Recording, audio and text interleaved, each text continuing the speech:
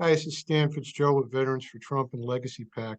I'm here with our endorsed candidate, Victor Avila, who's running for Congress in Texas. He has our full backing. He's an excellent candidate, and we do want you to go on his website and check out his campaign. But tonight we're here with a more somber matter.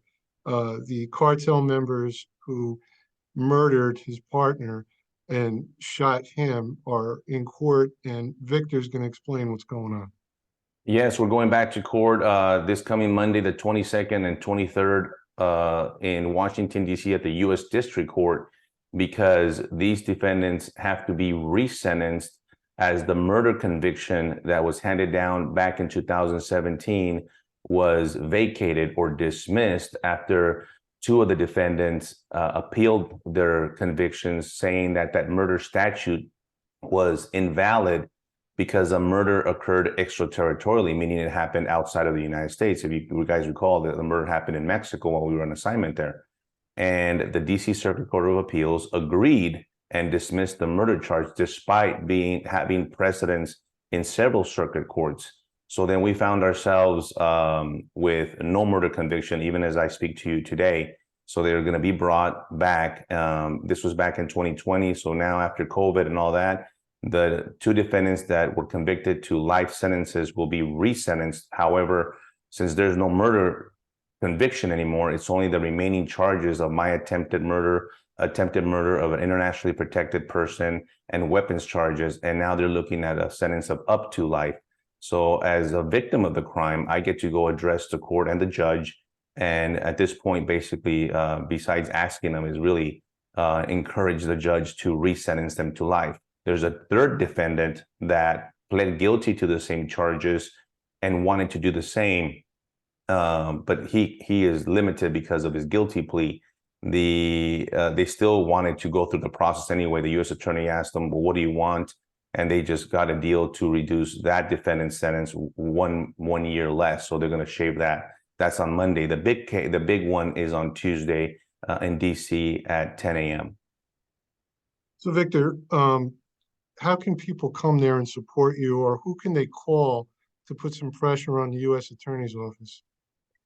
Well, they could definitely call the U.S. Attorney's Office in Washington, D.C., and they could definitely come and support in person. This is an open court, an open forum. It's open to the public.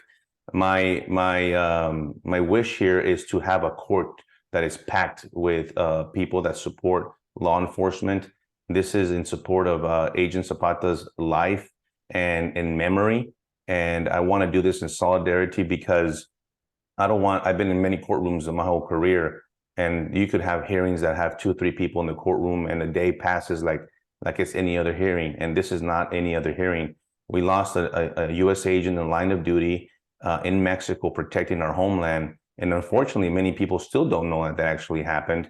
So part of me being a survivor of this ambush, I want to do my best to have it covered by the media. And just the mere presence of people in the courtroom, I think, will give a lot of pressure to the judge and understand that this is an extraordinary case that requires a special sentencing of these individuals back where they belong, in prison for life. Right. I mean, and as a former law enforcement officer myself, the biggest deterrent is the death penalty. And if we're not dealing with that here, then it's life in prison. And if you take that away, you're taking away the deterrent. And as Victor pointed out in layman's terms, there are other examples where the court upheld homicides in other countries under our own law. So they're ignoring what he said was precedent. So this is not acceptable. So It's not, please, and I want to add something really quick. I got together with lawmakers, legislators, and the Federal Law Enforcement Officers Association right after this happened a couple of years ago, and because I couldn't stand it to be that way, so we changed the law. We closed that loophole in order to continue to protect the men and women that continue to serve abroad, protecting us, and we did. And November of 2021. We passed the Jaime Zapata and Victor Avila Federal Officer and Employee Protection Act, which will now be used to bring justice in case this happens to another agent, or now also not just a murder, but assaults on their family members as well abroad.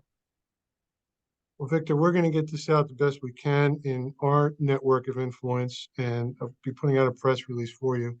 And hopefully we'll be able to help some national media pick it up as well.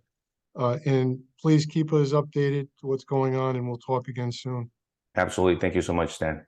All right, brother. Talk to you later. Thank you. Bye-bye. Bye. You're welcome.